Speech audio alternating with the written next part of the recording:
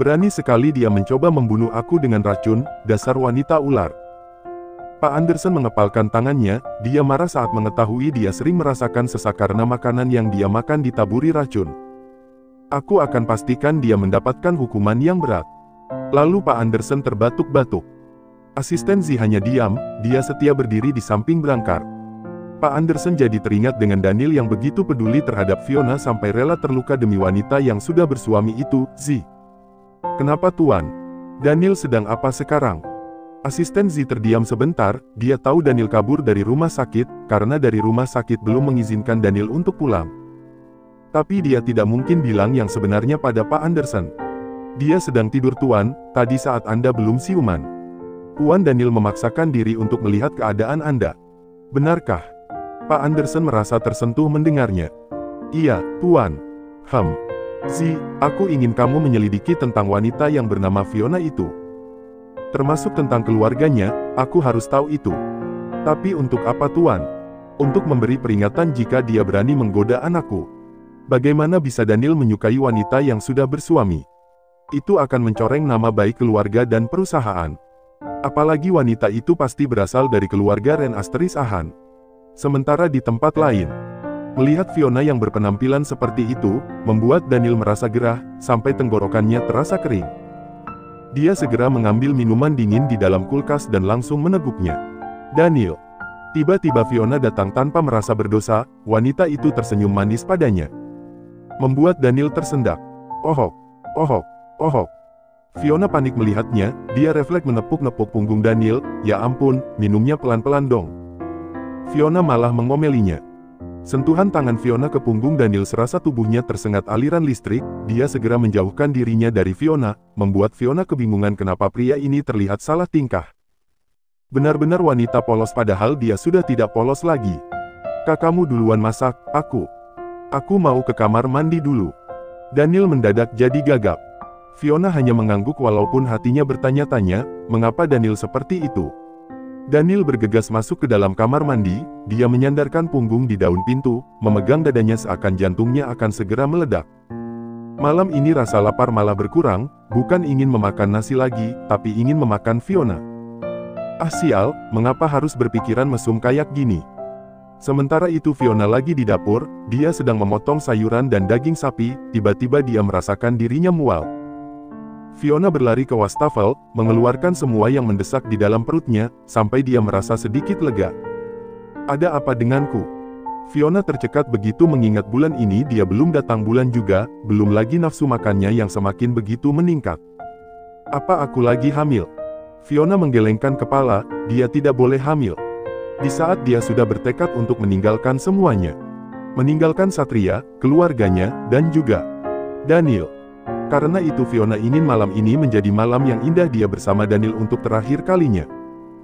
Fiona sangat tahu Pak Anderson seperti apa, karena Satria sudah lama kerja di sana, sering menceritakan bagaimana kejamnya ayah dari pria yang sangat dia cintai itu.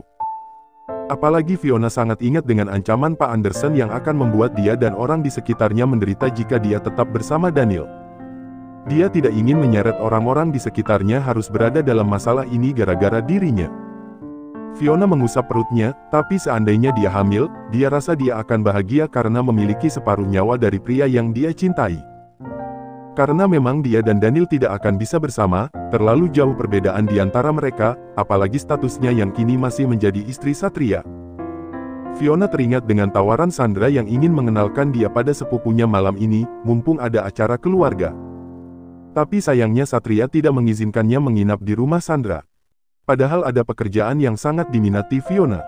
Kamu kenapa Fiona? Tanya Daniel, begitu melihat Fiona berdiri di depan wastafel. Oh tidak, aku tidak apa-apa kok. Kamu habis muntah. Iya, sepertinya aku masuk angin.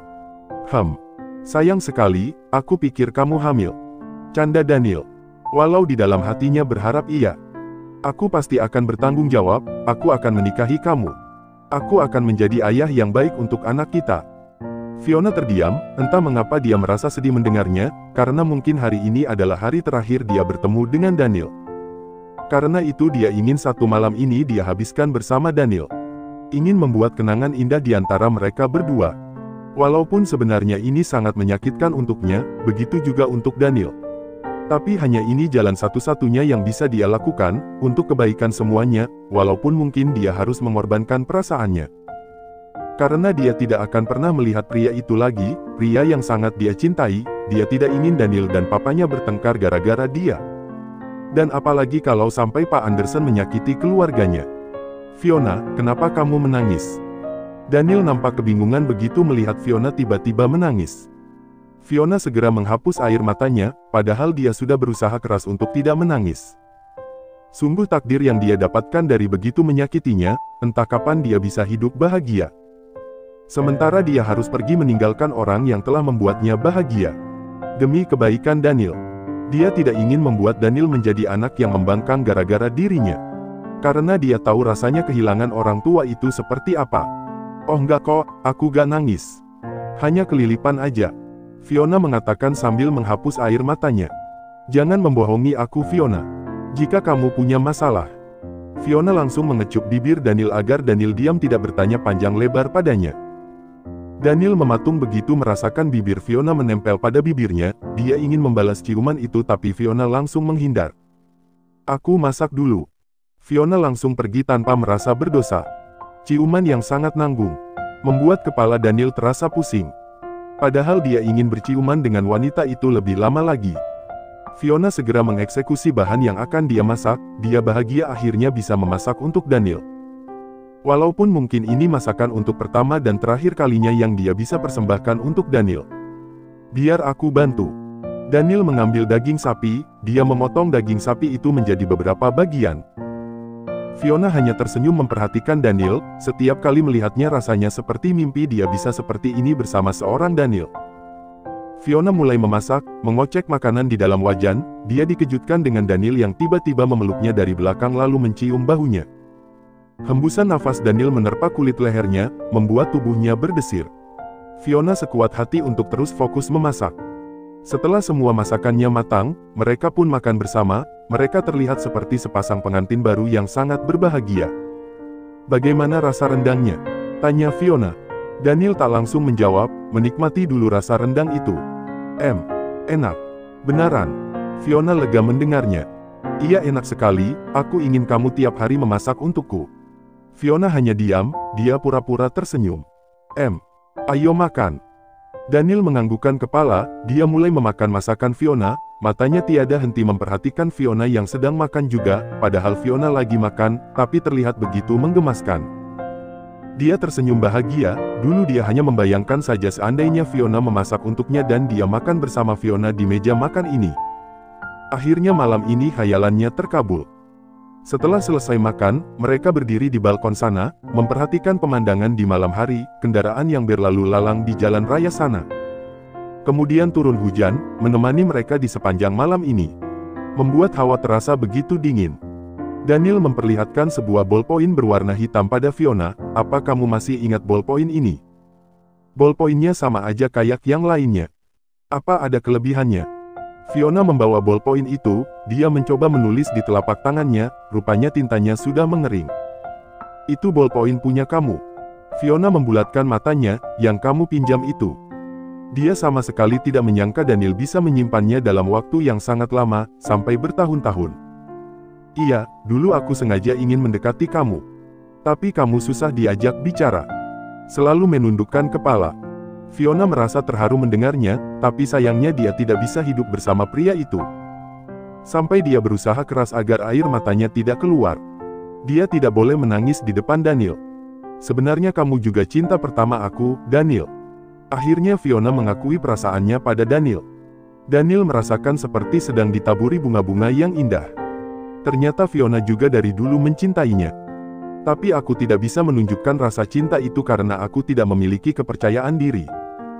Kamu tahu kan dulu penampilan aku seperti apa? Orang lain selalu memanggil aku si culun.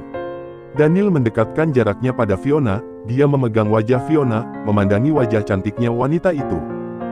Dari dulu sebenarnya wajah kamu gak berubah, selalu terlihat cantik. Kamu sangat cantik Fiona, hanya kamu saja yang tidak menyadarinya.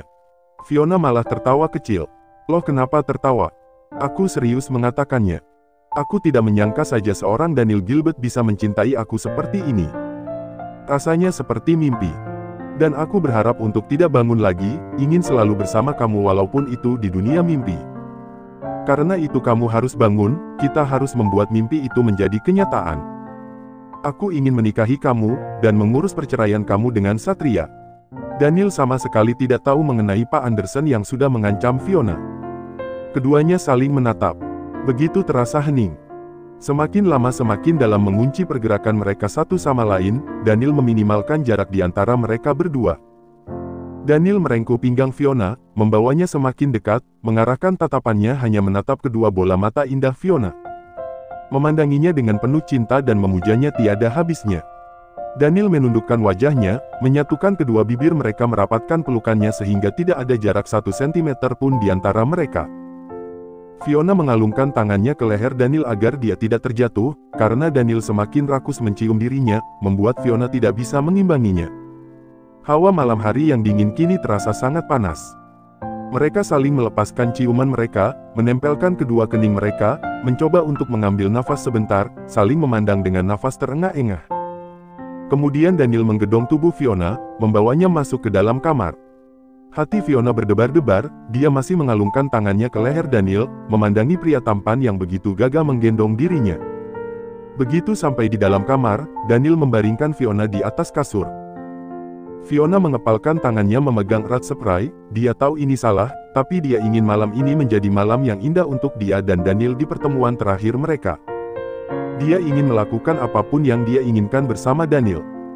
Setelah selesai melakukannya, Daniel berbaring di samping Fiona, dia membawa Fiona ke dalam dekapannya, rasanya dia belum begitu bahagia karena dia ingin Fiona resmi menjadi miliknya seutuhnya, menjadi istrinya. Walaupun masih banyak perjuangan yang harus mereka lalui, Satria yang tidak ingin bercerai dengan Fiona dan tentu saja Pak Anderson yang membantah keras hubungan mereka, dan pastinya omnya tidak akan mengizinkan Fiona dan Satria bercerai. Daniel mengecup kening Fiona dengan rasa sayang yang begitu mendalam, lalu menatap lekat kedua bola mata Fiona, janji ya kamu gak akan meninggalkan aku. Aku sangat mencintai kamu Fiona. Fiona tak menjawab, dia hanya tersenyum, mengecup bibir Daniel dan memeluk tubuh kekar itu, menenggelamkan kepalanya ke dada Daniel. Maafkan aku, Daniel. Biarkan ini menjadi kenangan indah buat kita berdua.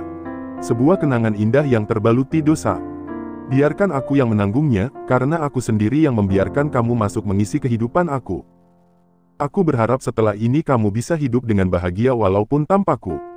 Setelah melewati malam yang panjang antara Daniel dan Fiona, Daniel begitu terlelap di dalam tidurnya. Rasanya begitu bahagia bisa menghabiskan malam yang indah bersama Fiona, berharap malam ini tidak akan pernah berakhir, dia ingin Fiona selalu ada di sisinya. Bahkan di pagi hari pun Daniel enggan bangun, dia masih ingin terus tertidur di atas ranjang bersama Fiona. Fiona. Daniel baru menyadari Fiona tidak ada di dalam pelukannya lagi, dengan masih memejamkan mata, tangan Daniel terus meraba ke samping, tapi dia tidak mendapati keberadaan Fiona. Daniel bangun terlonjak begitu menyadari Fiona tidak ada bersamanya, padahal semalam mereka tidur dengan saling berpelukan.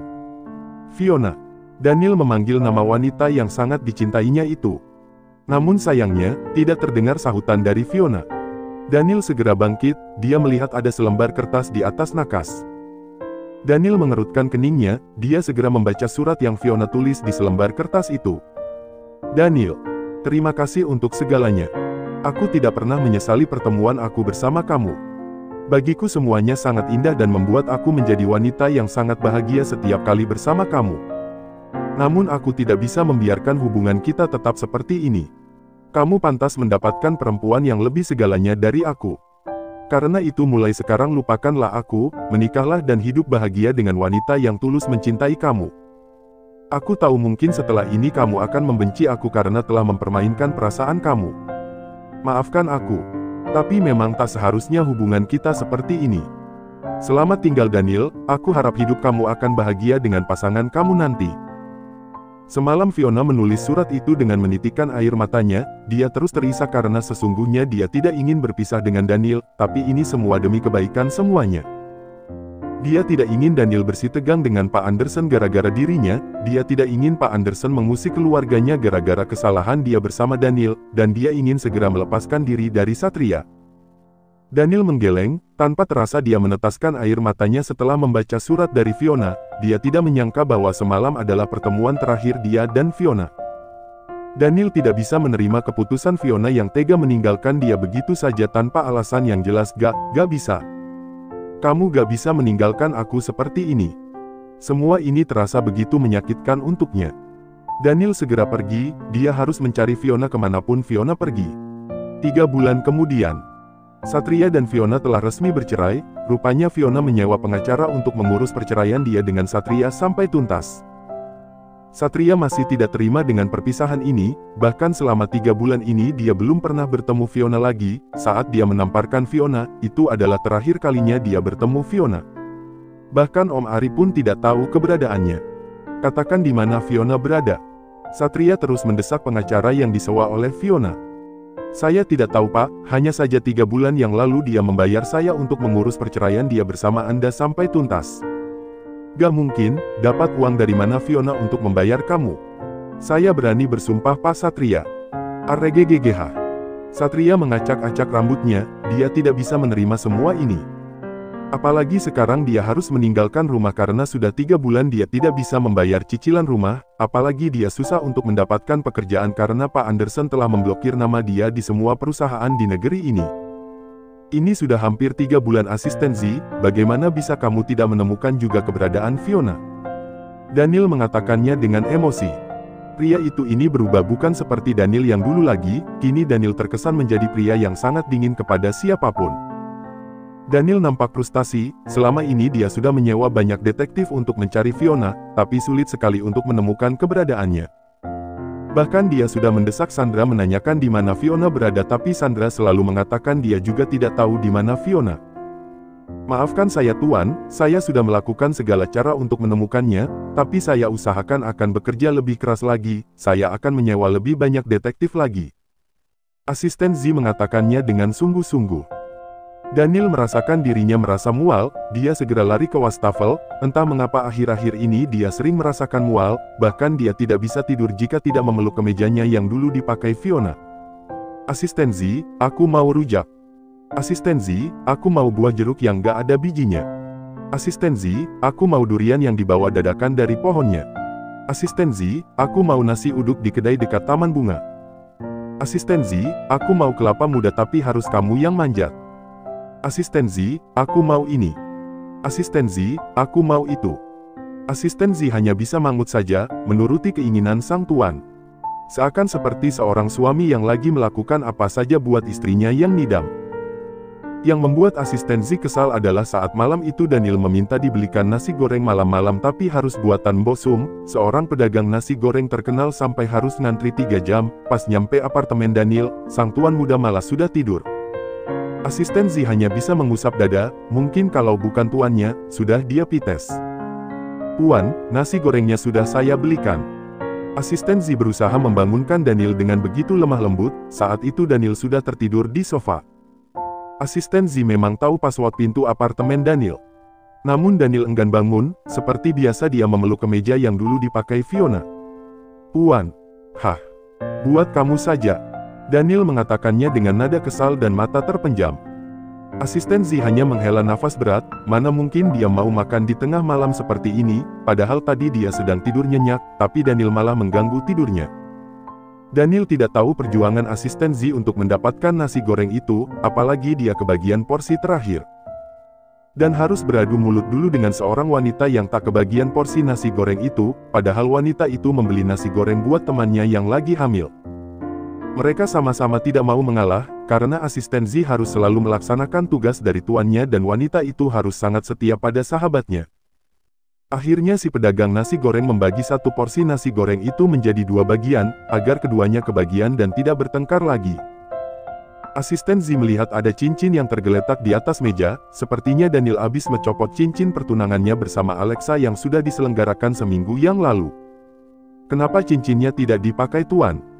Daniel terpaksa bangun, dia kelihatan malas sekali untuk menjawab pertanyaan dari asisten Z, dia memakai kembali cincin itu. Sebuah pertunangan yang sama sekali bukan keinginannya. Bagaimana kondisi papa sekarang? Hari ini aku belum sempat ke rumah sakit, Daniel baru pulang dari perjalanan bisnisnya, karena itu dia pasti kelelahan. Besok Tuan Anderson sudah bisa pulang ke rumah. Syukurlah. Daniel lega mendengarnya. Awalnya Pak Anderson kelihatan baik-baik saja, namun makin kesini racun yang ditaburi ke makanan oleh Miska itu semakin menggerogoti tubuhnya, padahal Pak Anderson sudah melakukan berbagai pengobatan bahkan sudah ke luar negeri. Dokter bilang usia Pak Anderson tidak akan lama lagi, karena itu Daniel terpaksa menyetujui pertunangan itu karena Pak Anderson memohon padanya dengan kondisi Pak Anderson sedang berbaring tak berdaya di rumah sakit. Anak mana yang tega melihat kondisi orang tuanya seperti itu?